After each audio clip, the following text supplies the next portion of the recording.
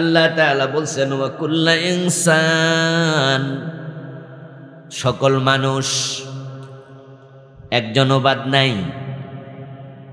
আলজামনাহু তায়রাহু ফি উনুকিহি, তাকে দুনিয়াতে পাঠানোর সময় তার দুনিয়ার সব আমল রেকর্ড করার জন্য একটি রেকর্ডার তার গর্দানে ঢুকাইয়া দিছি। আলজামনাহু, এটা আষ্ট করে দিয়েছি তার গর্দানের ভিতরে। ফি উনুকি, যত কাজ সে করবে সব কিছু রেকর্ড হবে। একটি রেকর্ডার, একটি ক্যামেরা তার গর্দানে ঢুকিয়েছি। ওয়া নুখরিজু লাহু ইয়াউমাল কিয়ামাহ, আর কিয়ামতের দিন তার গর্দান থেকে সেটাকে টেনে বের করব। কিতাবান, বই আকারে। ইয়ালকাহু মানশুরা, সেটাকে সে নিজের সম্মুখে খোলা আকারেই পাবে। তার সব আমলকে বই বানায়া তার হাতে ধরায়া দিয়া তারপরে আমি বলবো ইকরা কিতাবাকা কাফা বিনাফসিকাল ইয়াউমা আলাইকা হাসিবা, তোমার আমলনামা তুমি পড়ো। আজকে আমলনামা পড়ে হিসাব দেওয়ার জন্য কোনো সহযোগীর প্রয়োজন নাই, তুমি একাই যথেষ্ট। আমার প্রিয় ভাই, আমরা দুনিয়াতে কেউ স্বাধীন নই। আমাদের আল্লাহ তাআলা কান্ডারিহীন নৌকার মতো, মাঝিবিহীন নৌকার মতো ছেড়ে দেন নাই। মাঝিবিহীন নৌকার কোনো লক্ষ্য থাকে না, বাতাস আসে যেদিকে সেই চলে সেদিকে, মাঝি যেহেতু নাই। উত্তরের বাতাস দক্ষিণে নেয়, দক্ষিণের বাতাস উত্তরে নেয়। বাতাস নাই তো থেমে থাকে, ঠিক না? মাঝি নাই তো বাতাসও নাই, থেমে আছে, চলে না। আমরা এই জমিনে থেমে থাকতে আসি নাই, মানুষের সাথে যুগের সাথে তাল মিলাতেও আসি নাই, বরং প্রত্যেকটা মানুষের জীবনের একটা লক্ষ্য আছে না নাই? ওয়ামা খালাকতুল জিন্না ওয়াল ইনসা ইল্লা লিয়াবুদুন, আল্লাহ বলেন মানুষ এবং জিন জাতিকে আমি লক্ষ্যবিহীন বানাই নাই, বানিয়েছি একটা লক্ষ্যে, সেটা হলো তারা শুধু আমি আল্লাহর ইবাদত করবে। ইবাদত করার জন্য আল্লাহ বানিয়েছে। যে ব্যক্তি ইবাদত করবে না, সে তার সৃষ্টির লক্ষ্যকে পরিপূর্ণ করল না, সে ব্যর্থ। যে জিনিস যে জন্য বানানো হয় সেটা যদি সে পারপাস সার্ভ না করে, সেই কাজে না লাগে, ওই জিনিস ডাস্টবিনে পড়ে যায়, মানুষ তাকে ফেলে দেয়, স্ক্র্যাপ বানায়া ফেলে। এই বাচ্চারাই বসো, যদি যাও একজন একজন যাইবা, দল ধরে না। প্রস্রাব টস্রাব লাগলে একজন উঠে যাইবা, ডিস্টার্ব করো না কিন্তু। আমার প্রিয় ভাই, যে কোনো জিনিস মানুষও বানাক না কেন, তার উদ্দেশ্য যদি সে পূরণ না করে, মানুষের কাছেও তার কোনো মূল্য থাকে না। যেমন হাত ঘড়ি, সময় যদি না দেয়, এটা হাতে রাখবেন, ফেলে দেবেন, দাম যাই হোক না কেন ফেলে দাও। একটা ঘড়ির দাম 50 লাখ টাকা, এমন ঘড়িও, কিন্তু সময় যদি না দেয়, যিনি কিনেছে তিনি এটাকে বহন করতে রাজি হবে না। মোবাইল যদি আপনার কথা দূরে পৌঁছিয়ে না দেয়, ওই মোবাইল 1 লাখ 5 লাখ টাকা দাম হোক, এটা আপনি ইউজার করবেন না, ফেলে দাও। মার্সিডিজ বেঞ্জের গাড়ি কিনেছেন 5 কোটি টাকা দিয়া, স্টার্ট দিছে, চলে না। মিস্ত্রি দেখাইছে, কাম হয় না, এটাকে স্ক্র্যাপ বানায় ফেলে দেবে, ফেলে দাও। মাইক বানিয়েছে, আওয়াজ ছোট হলে বড় করে দেবে, কিন্তু মাইক আওয়াজ বড় করে না, ফেলে দাও। আল্লাহ আপনাকে আমাকে ইবাদতের জন্য বানাইছে, ইবাদত করবেন না, আল্লাহ আপনাকে ডাস্টবিন জাহান্নামে ছুঁড়ে ফেলে দেবে। আল্লাহ বলবে এটারও ফেলে দাও। এই জন্য যে যে উদ্দেশ্যে যাকে বানায় সে তার উদ্দেশ্য পূরণ করা উচিত। আল্লাহ পাক রব্বুল আলামিন এই যে উদ্দেশ্য দিয়ে আপনাকে আমাকে দুনিয়ায় পাঠাইছেন, আল্লাহর উদ্দেশ্য আমরা পূরণ করছি কিনা সেটা পর্যবেক্ষণ করার জন্য প্রত্যেকের গর্দানের মাঝে সিসি ক্যামেরা ঢুকাইয়া দিছে। সিসি ক্যামেরা চিনেন তো? এখন তো সবাই এটা চিনারই কথা। বিভিন্ন বিল্ডিংয়ে আছে, এই যে আপনি যান এখানে মদিনা ফিলিং স্টেশনে আমার মনে হয় ভাইজানেরা ওখানেও লাগাই রাখছে। আমার ভাইয়েরা সিসি ক্যামেরা শপিং মলে আছে, বিভিন্ন গার্মেন্টসে প্রতিষ্ঠানে আছে। কর্মচারী কে কোন কাজ করে, কে ফাঁকিবাজি করে, শপিং মলে ঢুকে কেউ কোনো অকারেন্স ঘটায় কিনা, কেউ মালামাল চুরি করে কিনা, সব কিছু পর্যবেক্ষণের জন্য ক্যামেরা আছে। আজ থেকে 1400 বছর আগে মানুষ সিসি ক্যামেরা চিনত না, জানতো না। কিভাবে মোবাইলে ভিডিও করে সেটাও মানুষ জানতো না। কিন্তু 1400 বছর আগে আল্লাহ বলেছে আমি প্রত্যেকের গর্দানের মাঝে একটা ক্যামেরা ঢুকাইয়া দিছি। আসলে কোরআন হচ্ছে জ্ঞান বিজ্ঞানের উৎস। কোরআনের মাঝে বিজ্ঞান আছে কিনা? ইয়াসিন ওয়াল কোরআনিল হাকিম। আল্লাহ বলে ইয়াসিন ইয়া সাইয়্যিদান নাস, ও মানুষের লিডার মুহাম্মদ সাল্লাল্লাহু আলাইহি ওয়াসাল্লাম, ওয়াল কোরআনিল হাকিম ইন্নাকা লামিনাল মুরসালিন। আমি বিজ্ঞানময় কোরআনের কসম করছি এবং ঘোষণা করছি আপনি রাসূলদের একজন। সুবহানাল্লাহ। বিজ্ঞানময় কোরআন, কোরআনে বিজ্ঞানের অনেক থিওরি আছে, উপাত্ত আছে, উপাদান আছে। আল্লাহ তাআলা 1400 বছর আগে বললেন গর্দানের মাঝে, ঘাড়ের মাঝে আমি ক্যামেরা ঢুকাইছি। তখনকার মানুষ ক্যামেরা কি জিনিস জানতই না। বিজ্ঞান যত আগাবে কোরআন বুঝা আমাদের জন্য সহজ হবে। আজকে মোবাইলের ক্যামেরা আছে, এই যে আমার সামনে ভিডিও ক্যামেরাগুলো এভাবে তাক করে রেখেছে। এ প্রত্যেকটা ভিডিওর ভিতরে, এই ক্যামেরা মেশিনগুলোর ভিতরে ছোট ছোট কি আছে, কি এগুলোর বলে? Memory card. এই যে মোবাইল হাতে নিয়ে আছেন, আপনাদের হাতেও মোবাইল আছে, মেমোরি কার্ড আছে। এটা 1/2 ইঞ্চির চেয়ে ছোট আমাদের মোবাইলের গুলো। ওটা খুলে আপনি আপনার হাতের তালুতে রাখেন, কিছুই দেখা যাবে না। অথচ এর মাঝে 50 ঘন্টা 40 ঘন্টা, এর মাঝে 100-200 ঘন্টা রেকর্ড করার মতো সামর্থ্য আছে। বিজ্ঞানীরা বানাইছে।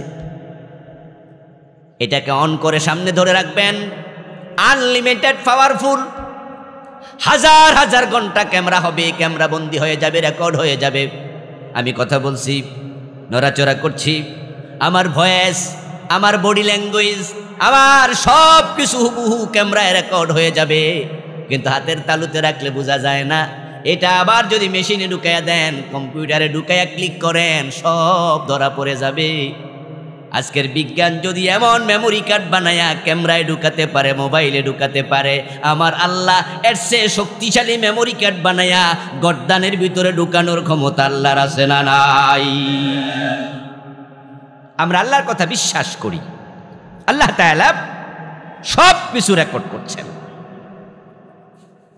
আমার প্রিয় ভাইয়েরা, আপনি আমি কেউ থাকবো না, সবাই চলে যাব। আজকের এই মাঠে আজ থেকে 100 বছর 150 বছর আগে আমরা কেউ ছিলাম না।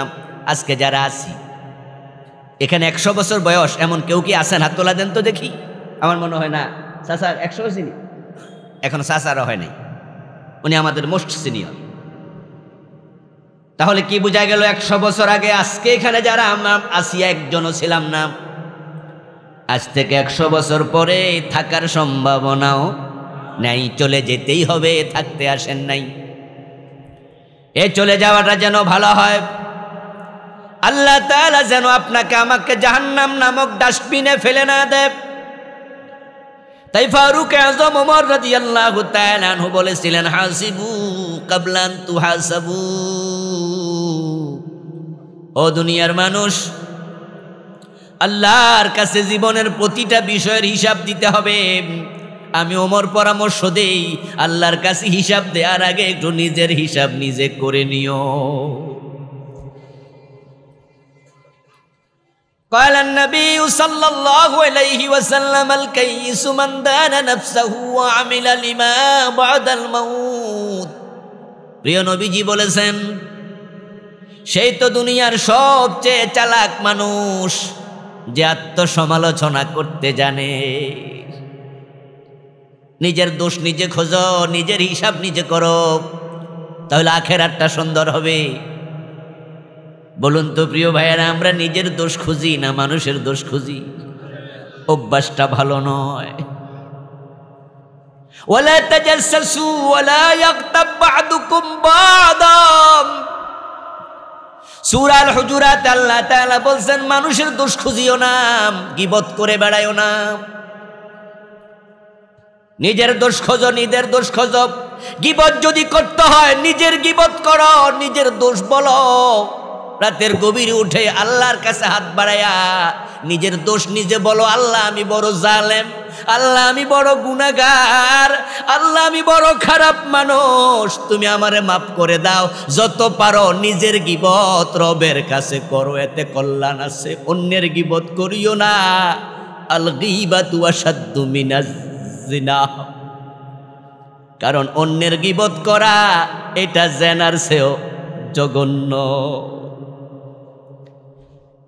দোষ যদি খোঁজো, নিজেরটা খোঁজো। আয়নার সামনে দাঁড়ালে তোমার আয়না চেহারার কোথায় কোন কালো দাগ আছে বলে দিচ্ছে।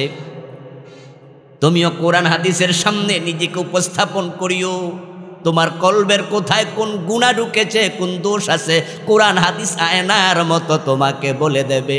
এই জন্য যারা মোমেন তারা কোরআন হাদিসের চর্চা করে, নিজেকে কোরআন হাদিসের সাথে মিলায়া দুনিয়ায় চলে। এইভাবে যদি জীবন কাটানো যায় তাহলে হবে কল্যাণ। আর যদি এমনটা না হয় তাহলে বড় বিপদ। আর যে ব্যক্তি আখেরাতে বিপদে পড়ে যাবে তার মতো হতভাগা আর কেউ নাই। কারণ সেদিন বিপদ থেকে নতুন করে সংশোধন হওয়ার কোনো রাস্তাও নেই। তাই ফারুক আজম ওমর বলেছে, নিজের হিসাবটা নিজে করো আল্লাহর সামনে হিসাব দেওয়ার আগে। সুম্মা লাতুসআলুন্না ইয়াওমাইযিন আনিন নাঈম। তোমাকে যত নেয়ামত আল্লাহ দিছে, আল্লাহ নিজে বলে সব নেয়ামতের ব্যাপারে তোমাকে প্রশ্ন করা হবে। এই যে 40 বছর 50 বছর 30 বছর হায়াত পেয়েছো, ওই হায়াত আল্লাহর নেয়ামত। কারণ মায়ের পেটে থাকতে মরে গেছে এমন আল্লাহর বান্দাও আছে, জন্মের 5 মিনিট পরে মরে গেছে এমনও আছে, তোমার সে কম বয়সে মরে গেছে আল্লাহর কত বান্দা আছে। তুমি এখনো মরো নাই, তোমার নিঃশ্বাস যিনি চালু রেখেছেন হিসাব নেয়ার অধিকার তার আছে না নাই?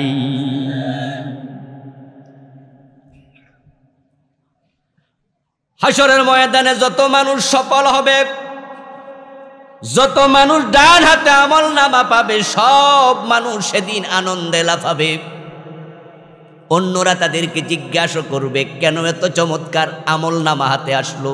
কারণ কি শোনো, আল্লাহ তাআলা কুরআন মাজিদে বলতেছেন, ফাআম্মা মান উতিয়া কিতাবাহু বিয়ামিনিহি ফাসাউফা ইউহাসাবু হিসাবান ইয়াসীরা ওয়া ইয়ানকালিবু ইলা আহলিহি মাসরুরা। একটু সবাই আওয়াজ দিয়ে বলেন সুবহানাল্লাহ। ডান হাতে আমলনামা যখন দেয়া হবে তার হিসাব হবে একেবারে সহজ। আমলনামা হাতে দিয়ে আল্লাহ তাআলা খুলতেও বলবেন না, পড়তেও বলবেন না, এটার নাম সহজ হিসাব।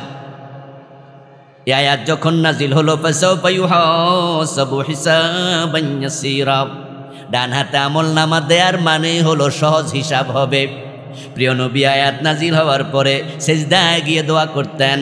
মা আয়েশা সিদ্দিকা বলেন, সামিতুন নবিয়্যা সাল্লাল্লাহু আলাইহি ওয়াসাল্লাম ইয়াকুলু ফি বাদি সালাতিহি আল্লাহুম্মা হাসিবনি হিসাবান ইয়াসীরা। আমি আয়েশা শুনলাম নবীজি সাল্লাল্লাহু আলাইহি ওয়াসাল্লাম কোন এক নামাজের সিজদায় তিনি আল্লাহর কাছে দোয়া করতেছে। কারণ সিজদার দোয়া কবুল হয় সবচেয়ে কথা বলুন, সেজদার দোয়া কবুল হয় সবচেয়ে বেশি। দোয়া নামাজের সালাম ফিরানোর পরও কবুল হয়, এটাও হাদিসে আছে। কিন্তু নামাজের সালাম ফিরানোর দোয়া, পরের দোয়া যত কবুল হয়, নামাজের ভিতরের দোয়া কবুল হয় তার চেয়েও বেশি। স্পেশালি সেজদার দোয়া। قال النبي صلى الله عليه وسلم أقرب ما يكون العبد من ربه وهو ساجد فأكثر الدعاء رواه مسلم। নবীজি সাল্লাল্লাহু আলাইহি ওয়াসাল্লাম বলতেছেন, বান্দা যখন সেজদা যায় সে তার আল্লাহর খুব নিকটে চলে যায়। সেজদা হলো রবের নিকটে পৌঁছে যাওয়া। তাই উম্মত শোনো, আকসিরুদ দুআ, যখন সেজদা যাইবা বেশি বেশি মনে রাখো আল্লাহর কাছে পেশ করো, বেশি বেশি দোয়া করো, কারণ সেজদার দোয়া আল্লাহ ফিরায় না।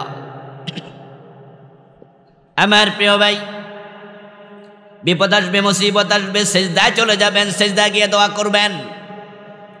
এই অভ্যাস আসেনি আপনাদের? আচ্ছা, সেজদায় গিয়ে সুবহান রাব্বিয়াল আলা, এটা না, এটা তাসবিহ, এটা দোয়া না, বরং সেজদায় গিয়ে দোয়া করতে বলা হয়েছে।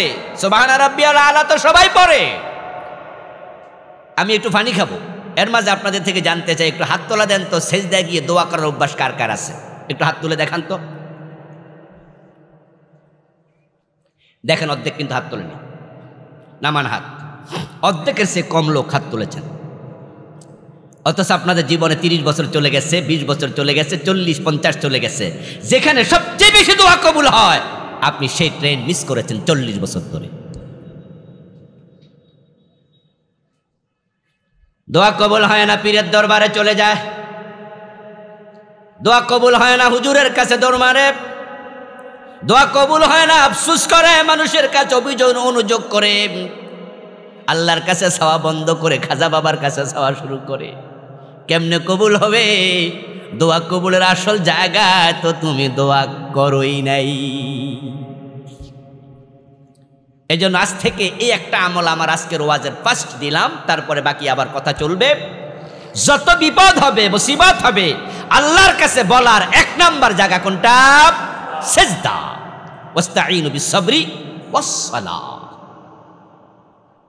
আল্লাহর হাবিব বিপদ দেখলে, মুসিবত দেখলে নামাজে দাঁড়িয়ে যেতেন, সেজদায় গিয়ে দোয়া করতেন। মা আয়েশা বলেন, আমি শুনলাম প্রিয় নবী নামাজের সেজদায় দোয়া করছে, আল্লাহুম্মা হাসিবনি হিসাবান ইয়াসীরা। ও আমার রব, তুমি যে তোমার কোরআনে বলছো হিসাব সহজ করে নিবা, ডান হাতে আমল নামাজারে দিবা। আমি নবী মুহাম্মদ তোমার কাছে দরখাস্ত করে রাখলাম, কিয়ামতের দিন আমার হিসাবটা সহজে নিয়ে নিও। নামাজ শেষ হলো। মা আয়েশা রাদিয়াল্লাহু তাআলা আনহা বলেন, আমি প্রিয় নবীকে জিজ্ঞাসা করলাম, ইয়া রাসূলুল্লাহি, আপনাকে নামাজের মাঝে দোয়া করতে শুনলাম, আমি আপনার কাছে জানতে চাই, ওয়ামাল হিসাবুল ইয়াসির, এই যে আপনি বললেন আল্লাহ আমার সহজ হিসাব নিও, সহজ হিসাবের অর্থটা কি? এটা আবার কি জিনিস? প্রিয় নবী জবাব দেন, আইয়ানজুরা ফি কিতাবিহি ফায়াতাজাওয়াজ আনহু। সহজ হিসাব মানে হলো, কিছু লোক হাসরের ময়দানে এমন থাকবে যাদেরকে আল্লাহ ডান হাতে আমলনামা দেবে, আমলনামা খুলতে বলবে না, পড়তেও বলবে না, শুধু আমলনামা দিয়ে এক নজর তাকাইয়া বলবে, যা যা তোরে জান্নাত দিয়ে দিলাম। ফাইন্নাহু মান নুকিশা হালাকা ফাইন্নাহু মান নুকিশা উযযিবা। ও আয়েশা শোনো, আল্লাহ যাকে হাসরের দিন বলবে হিসাব দাও, হিসাব দেওয়ার ক্ষমতা কোনো মানুষের নাই। ফাইন্নাহু মান নুকিশা উযযিবা। আল্লাহ যার হিসাব চাইবেন সে জাহান্নামী হতে বাধ্য। এজন্যই তো আল্লাহ তাআলা যখন হাসরের ময়দানে কাহার সূরত ধরে প্রকাশিত হবেন, তখন সব নবীরা পর্যন্ত কি বলবে সেদিন? একটু নিজেরা বলেন না, কি বলবে? ইয়া নাফসি ইয়া নাফসি। বাংলা অর্থ কি? আমার কি উপায়, আমার কি উপায়, আমার কি হবে?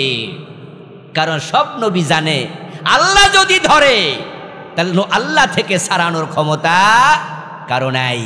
আদম নবী বলবে, আমারে আল্লাহ বলছিল গাছের কাছে যেও না, জান্নাতে আমি তো গেছিলাম, বুঝেছি আল্লাহ আমারে মাফ করে দিছে, কিন্তু যিনি জামিন দেয় ওই হাকিম জামিন ক্যান্সেল করার অধিকার আছে না নাই? এজন্য কিছু মামলা দেখবেন জামিন ক্যান্সেলও করে। আপনারা যারা মামলা খাইছেন, জেল টেল খাচ্ছেন, তারা জানেন এগুলা, যে আপনারা জামিন দিছে, জামিন দেওয়ার সময় বলাই আছে মাঝে মাঝে হাজিরা দিও। এজন্য কি কয়, আমার অমুক তারিখে হাজিরা আছে। আপনি যদি হাজিরা দিতে না যান তার জামিন কি হয়ে যায়? ক্যান্সেল হয়ে যায়। বলে ওয়ারেন্ট দিয়ে দিলাম, ধরে নিয়ে আইও। যেই হাকিম জামিন দেয় সে হাকিম জামিন ক্যান্সেল করার অধিকারও রাখে। আদম নবী বলবে, আল্লাহ আমারে জামিন দিছে, মাফ করছে, কিন্তু আজকে হাসরের ময়দানে যদি আল্লাহ বলে, আদম জবাব দেও, ওই গাছের কাছে কেন গেলা, আমার উপায় নাই, ইয়া নফসি ইয়া নফসি। রাসূলুল্লাহ সাল্লাল্লাহু আলাইহি ওয়াসাল্লাম বলতেছেন, এটাই হলো হিসাবে ইয়াসির।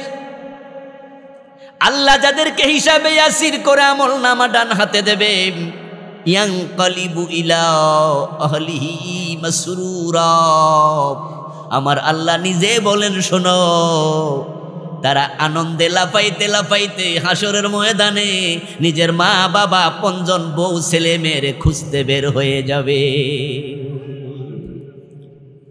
হাসরের ময়দানে ছেলে দেখলে মা পালাবে, মা দেখলে বাবা পালাবে, বাবা দেখলে ভাই পালাবে, বউ দেখলে স্বামী পালাবে। এমন আয়াত আছে কিনা? এই আজকে সবাই শুনছেন, কিন্তু এই আয়াতে আছে পালাবে না, খুঁজবে। ইয়াউমা ইয়াফিরুল মারউ মিন আখিহি ওয়া উম্মিহি ওয়া আবিহি ওয়া সাহিবাতিহি ওয়া বানিহি লিকুল্লি ইমরিইম মিনহুম ইয়াউমাইযিন শানুন ইউগনি। ছেলে দেখলে বাবা পালিয়ে যাবে, ভাই দেখলে ভাই পালিয়ে যাবে, স্বামী দেখলে বউ পালিয়ে যাবে, কেউ কারোর জন্য দাঁড়াবে না, ইয়াফিরু দৌড় মারবে। কারণ প্রত্যেকে ভাববে আমার কি উপায়, আমার কি উপায়। কিন্তু ডান হাতে আমল নামা পাওয়ার পরে আর টেনশনই থাকবে না। তাই তারা আপন জনের কাছে দৌড়াতে দৌড়াতে পৌঁছে যাবে ইয়ানকালিবু ইলা আহলিহি মাসরুরা। এই যে কয়দিন আগে এসএসসি এবং আলিমের ফলাফল হলো, যারা A+ পাইছে তারা একা লাফাইছে না, মা বাবা সদ্য লাফাইছে, বন্ধু বান্ধব মা বাবা সবাই মিল্লা একসাথে লাফায়, খুশি, মোবাইল কান থেকে রাখেই না, অমুকরে জানায় তমুকরে জানায় A+ পাইছে, আনন্দের বন্যা বয়ে গেছে। আর যারা ফেল করছে হাসরের ময়দানে আপন জনের কাছে যাবে, ফায়াকুলু হাবু মুকরাউ কিতাবিয়া, পরিচিত সামনে যাকে পাবে তাকে বলবে, দেখো আমার আমলনামা কত সুন্দর, পড়ো পড়ো পড়ো। তখন আপনজনেরা পরিচিতরা জিজ্ঞাসা করবে, গাড়ি খাইছি, একই মসজিদে নামাজ পড়ছি, একই এলাকায় বসবাস করছি, আমাদের তো উপায় নাই, কি জানি হয় জানি না, এখনো বিচার শুরু হয় নাই, নফসি নফসি নফসি। কিন্তু তোমার আমলনামা এত সুন্দর হওয়ার কারণটা কি? তারা প্রশ্ন করবে, জবাব কি?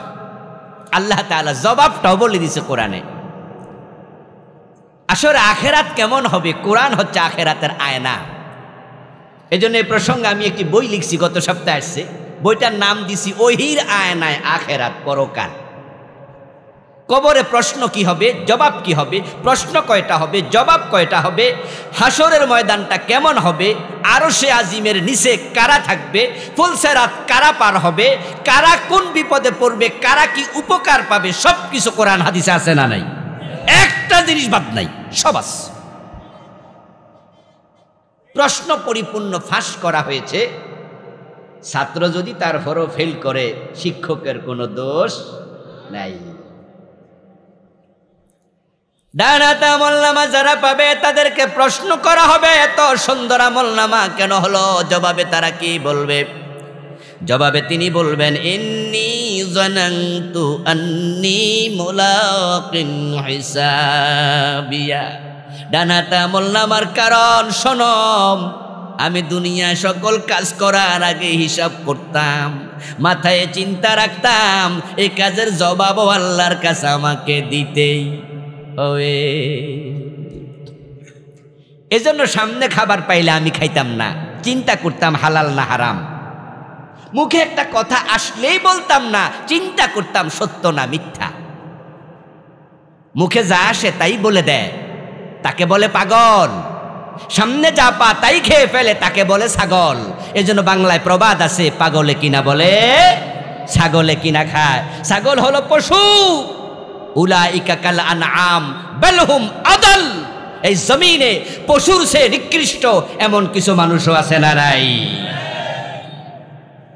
মুখে যা আসে বলবেন না, সামনে যা আসে খাবেন না। এই মুখের প্রতিটি কথার হিসাব হবে। মা ইয়ালফিযু মিন কাওলিন ইল্লা লাদাইহি রাকিবুন আতীদ। তোমার মুখ থেকে যা বের হয় সবটা রেকর্ড করার জন্য গর্দানে ক্যামেরা আছে না নাই? একটা কথা মিস হবে না। সাবধান মুসলমান, খুব সাবধান। ওয়ালা তাকফু মা লাইসা লাকা বিহি ইলম। আল্লাহ কোরআন মাজিদে বলছে, যে বিষয়ে জানা নাই চুপ করে থাকবা, ও বিষয়ে কথা বলবা না। ইন্নাস সামআ ওয়াল বাসারা ওয়াল ফুআদা কুল্লু উলাইকা কানা আনহু মাসউলা। চোখ দিয়ে কোথায় তাকাও, কান দিয়ে কি শোনো, অন্তঃকরণ দিয়ে কি ভাবো, সব ব্যাপারে প্রশ্ন করা হবে। ইয়ালামু খায়নাতাল আয়ুন ওয়া মা তুখফিস সুদূর। ও নবী, কোন চক্ষু খেয়ানত করলো, অন্তর কি গোপন করলো, আল্লাহ সব কিছু জানে। এই জন্য উল্টা পাল্টা চলবেন, আল্লাহ কিয়ামতের দিন উল্টায়া দেবে। কিছু মানুষ কবর থেকে ওঠার সাথে সাথে তাদের পা চলে যাবে উপরের দিকে, মাথা চলে যাবে নিচের দিকে। দুনিয়ায় উল্টা চলেছে, আল্লাহ হাসরের ময়দানে উল্টায়া দেবে। বাঁচানোর জন্য কোনো মামু খালু সেদিন থাকবে না। মুখে এসেছে বলে দিয়েছ, তোমার মিথ্যা সাক্ষীর কারণে বিনা দোষে মানুষ জেল খেটেছে। তোমার মিথ্যা সাক্ষীর কারণে অন্যের জমি, বাস্তব জমি হাতছাড়া হয়ে গেছে। তোমার মিথ্যা সাক্ষীর কারণে বিনা দোষে বিশ্ববিখ্যাত মুফাসসির জেলখানার কয়েদি হয়েছে।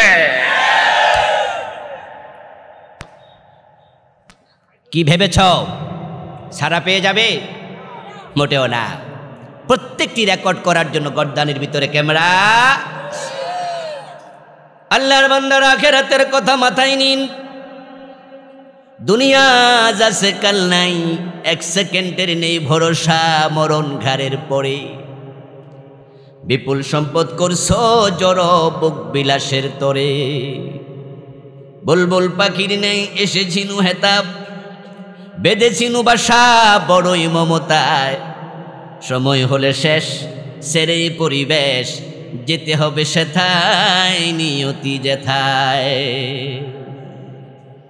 কোটি টাকা খরচ করে বাড়ি করেছেন মার্বেল পাথর দিয়ে, এসি গাড়ি, এসি বাড়ি। চোখ বন্ধ করে দেখুন তো, একটু ভাবুন তো, এই যে আজকের মাহফিলে আসেন, যাওয়ার সময় গাড়ি অ্যাক্সিডেন্ট করে মরে গেলেন, অথবা এখানে স্ট্রোক করে মরে গেলেন, আপনার এসি রুমে আপনাকে ঢুকাবে না। আপন জনেরা মসজিদের খাটিয়ায় নিয়ে ঘরের বারান্দায় রাখবে, রাতটা কোনো রকম কেটে যাক, কালকে সকালে এমন কবরে রাখবে যেখানে বিছনা চাদরটাও।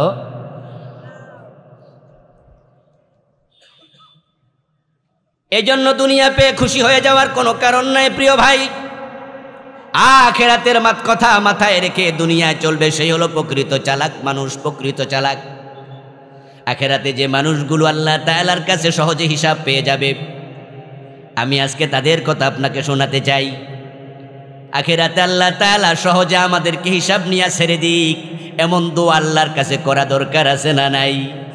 এজন্য আমার সাথে সবাই দোয়া করুন, আল্লাহুম্মা হাসিবনা হিসাবান ইয়াসীরা। আবারও পড়ুন, আল্লাহুম্মা হাসিবনা হিসাবান ইয়াসীরা। আজকের মাহফিলে আমরা যারা আছি, নাবালেগ বাচ্চাগুলো বাদ দিলাম, বাকি যারা আমরা বালেগ, আমল নামায় গুনাহ নাই এমন আমরা একজনও কি আছি? সবার আমল নামায় কম বেশি গুনাহ আছে কিনা? যেখানে বিশ্বনবী মুহাম্মদ সাল্লাল্লাহু আলাইহি ওয়াসাল্লাম নিষ্পাপ, মাসুম, বেগুনাহ, উনি বলতেছে আল্লাহ আমার হিসাব সহজে নিও। আর গুনাহওয়ালারা যদি নিশ্চিন্তে থাকে হবে কেমনে? এই জন্য সহজ হিসাবের দোয়া আমাদেরও আল্লাহর কাছে করা দরকার আছে কিনা? সিজদায় গিয়ে এই দোয়া বেশি করবেন, মানুষের সাথে সহজ সরল আচরণ করুন। তিন নাম্বার ব্যক্তি যাদের হিসাব আল্লাহ সহজে নেবেন, যারা দুনিয়ায় মানুষের সাথে সহজ সরলভাবে চলেছে। কিছু মানুষ আছে অন্তর জিলাপির মতো পেশওয়ালা, আছে কিনা? অন্তরে জিলাপির পেশ, সরলতা বোঝেই না, ভালো কথার মাঝেও পেশ খোঁজে, এমন মানুষ আছে না নাই? তার সাথে আপনি ইজিলি চলতে পারবেন না। আজীব মানুষ, সামনে হাঁটলে কয় বেয়াদব, পিছনে হাঁটলে কয় এই অলস। কি রে জামু কই? সামনেও হাঁটতে পারবেন না, পিছনেও হাঁটতে পারবেন না। কথায় কথায় বউর টোক ধরে এমন কিছু স্বামী আছে না নাই? ছাত্রদের কাছে শিক্ষক না, মনো আজরাইলের ছোট ভাই, এমন জালেম টিচার, এমন মায়ের দেয় ছাত্র মাদ্রাসা মক্তব থেকে পলাইয়া চলে যায়, এমন শিক্ষকও আছে না নাই? হেফজখানায় যারা পড়ান, মাদ্রাসায় যারা পড়ান, মক্তবে যারা পড়ান, প্রাইমারিতে পড়ান, ভালো করে শুনুন। ক্বালান নবী সাল্লাল্লাহু আলাইহি ওয়াসাল্লাম মান লাম ইউক্কির কাবীরানা ওয়া লাম ইয়ারহাম সাগীরানা ফালাইসা মিন্না। প্রিয় নবী বলেছেন, যারা বড়দেরকে শ্রদ্ধা করে না, ছোটদেরকে ভালোবাসে না, তারা আমার উম্মত না। হেফজখানায় পড়াচ্ছেন, ছাত্রকে পিটার অধিকার আপনাকে কে দিল? কহজো দুষ্টামি করে, কিছু না পিটাইলে পারা যায় না। এই আপনাকে পিটাই হাফেজ বানাইতে কে বলেছে? কোরআন বিশুদ্ধ পড়া ফরজ, কোরআনের ইলম শিখে আমল করা ফরজ, কিন্তু কোরআন 30 পারা মুখস্থ করা ফরজ। এটা আপনি কোথায় পেয়েছেন দেখান। এই ছাত্রকে পিটাইয়া 30 পারা হাফেজ বানাইতে আপনারা কে বলল? বিএ পাস করতে হবে, এমএ পাস করতে হবে, 5 পাস করতে হবে, মেট্রিক পাস করতে হবে। এটা জরুরত কোথায় যে পিটায় পাস করাইতে হবে? ভালোবাসতে শিখুন, মানুষের উপর জুলম করবেন না। এমন আচরণ করে যে আচরণের কারণে ছাত্ররা কষ্ট পায়। আপনি রহম দিল নয়, আপনি কঠোর দিলওয়ালা। যার অন্তর নরম, আল্লাহর আচরণ তার সাথে হবে নরম। যার অন্তর কঠিন, আল্লাহর আচরণ তার সাথে হবে কঠিন। এজন্য কোরআনে আল্লাহ বলছে, ফাবিমা রাহমাতিম মিনাল্লাহি লিনতা লাহুম ওয়ালাউ কুনতা ফাল্লান গালিযাল কলব লানফাদ্দু মিন হাওলিক। ও আমার নবী মুহাম্মদ সাল্লাল্লাহু আলাইহি ওয়াসাল্লাম, আপনার উপর আপনার আল্লাহর রহমতের অভাব নাই, তবে একটি সেরা রহমত হলো আপনার মনটা বড় কোমল। সুবহানাল্লাহ বলতে মন চাইল না ভাইরা? এটা আওয়াজ করে বলুন তো, রাসূলের মন শক্ত না কোমল? আরো জোরে বলেন, শক্ত না কোমল? তো আমরা রাসূলের উম্মত হিসাবে মন কোমল করা দরকার আছে না নাই? এক সাহাবীর সামনে রাসূলুল্লাহ হাসানকে চুমু দিলেন, রাসূলের নাতি হুসাইনকে চুমু দিলেন। ওই সাহাবীর 10টা বাচ্চা ছিল। ওই সাহাবী রাসূলের দিকে তাকায় বলল, ইয়া রাসূলুল্লাহ, আমার তো 10টা বাচ্চা আছে, আমি তো আমার বাচ্চাকে চুমু দেই না কোনোদিন। রাসূলুল্লাহ জবাব দিলেন, আল্লাহ যদি তোমার অন্তর থেকে দয়া মায়া খুলে নিয়ে যায়, আমার করণীয়টা কি? বাবা যখন ঘরে ফিরে এমন কটমট করে, চোখ রাঙ্গাইয়া ঘরে ফিরে, বউ পর্যন্ত পাকঘরে দৌড় মারে, পোলাপান বালিশের নিচে যায় লুকায়, একবারে খাটের তলায় লুকায়, কোনোটা আছে বই উল্টায় ধরে রাখে। ওরে বাবা, আজরাইলের ছোট ভাই আসছে। তুমি রহম দিল বাবা নও, তোমার আগমনে সন্তান খুশি নয়, তোমার চূড়ান্ত প্রস্থানে তারা খুশি হবে। তুমি এমন অফিসার হয়েছ, অধীনস্থকে জ্বালাইয়া পোড়াইয়া টাইট করে ফেলছ। অধীনস্থ যারা আছে সবাই অতিষ্ঠ। হঠাৎ করে 7 দিনে তুমি অসুস্থ, খবর আসলো উনি 7 দিন হাসপাতালে থাকবে।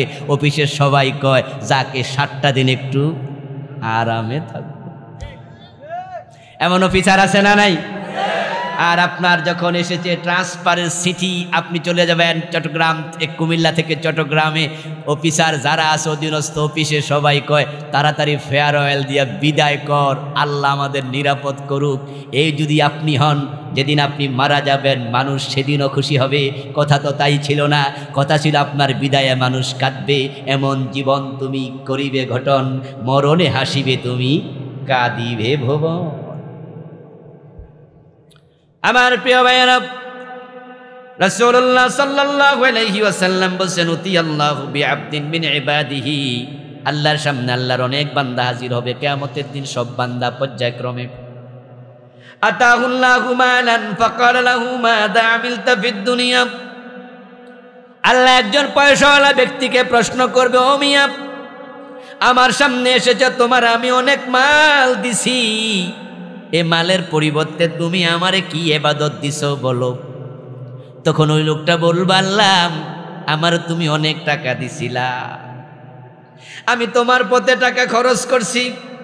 ওয়া কানা মিন খুলুকিল জাওয়াজ, আমার চরিত্রের মাঝে এটাও ছিল, আমি মানুষের জন্য পানা টাকা লইয়া কষাকষি করতাম না, আমি উপেক্ষা করতাম।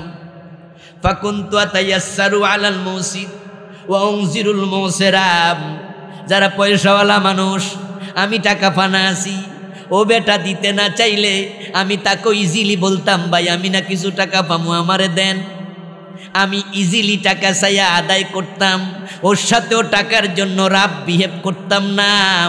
আর যারা গরিব মানুষ তাদেরকে কখনো টাকার জন্য চাপাচাপি করতাম না, তাদেরকে আমি ভদ্র ব্যবহার দিয়ে টাকা আদায় করতাম। ও আমার রব, আমি মানুষের সাথে সহজ আচরণ করেছি। এই কথা বলার সাথে সাথে আল্লাহ তাআলা তখন বলবেন, আনা হাক্কু বিদা মিনকা ফাতাজাওয়াজু আন আবদি। ও আমার বান্দা, তোমার পানা লইয়া তুমি যদি তো আমার বান্দাদের সাথে নরম আচরণ করতে পারো, আমি আল্লাহ তো আরো বেশি পারি, আমি তো আরো বেশি রহমদিল। ও ফেরেশতারা, আমার বান্দা যদি আমার বান্দাদের সাথে নরম আচরণ করে, আমি আল্লাহ ঠিক তাই করলাম। আমার বান্দার আমলের ওজন করিও না, তাকে এমনে ছাইরা দাও।